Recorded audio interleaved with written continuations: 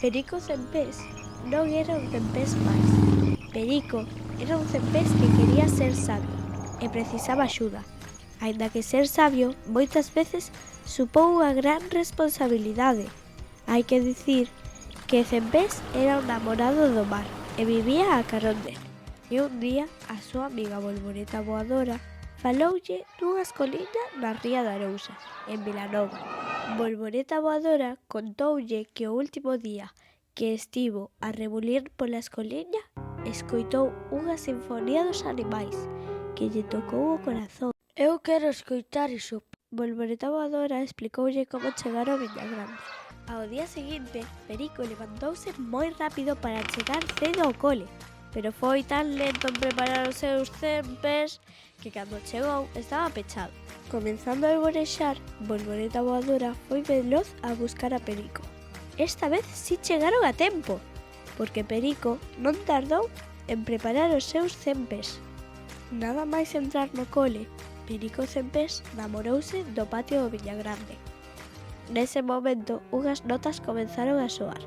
Era algo diferente a todo o que escoitara antes. Bolboreta Voadora, que é iso? Pois é a Sinfonía dos Animais. Escoitas que fermosa é?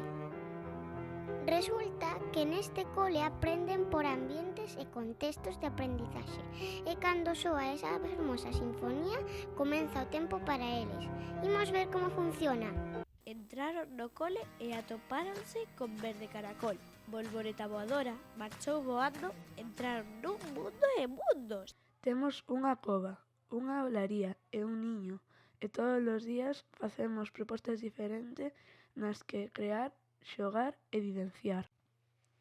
Agora, os nenos e nenas están creando o meu invernadoiro. Se queres ver a que andan os nenos e as nenas de primaria, podo presentarche a miña amiga a Abelleta.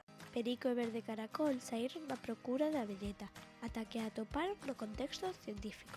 O primeiro que viu foi como os nenos e as nenas estaban a elaborar un animalario. Quero saber máis sobre este cole.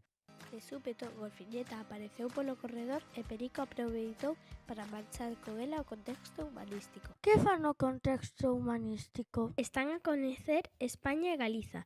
Outros estiveron no contexto do Obradoiro de Carpintería construíndo o planetario. No contexto de técnicas de estudo, aprenderon a aprender. Golfiñeta presentoulle a Papagaiso. No contexto de tele están a crear adiviñas de animais para gravar. No contexto de radio aprenden a facer escaletas. E no contexto de robótica están aprendendo a programar os embots. Están compoñendo para piano a Sinfonía dos Animais. Eu quero estudar neste cole. Agora xa sei. Eu quero ser sabio dun xeito diferente. Eu quero ser Perico Cempés Villagrande. E así foi como o noso entrañable Perico Cempés foi quen de vencer todas as súas dificultades e convertiuse en Perico Cempés Villagrande. Medrou feliz na familia do Villagrande.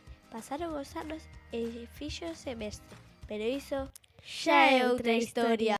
Mais todas as nosas eiras elevamos aos turistas ao faro das lúas con boas vistas. Para pa para pa pa, para pa para pa pa, para pa para pa pa, para pa para pa pa, para pa para pa pa.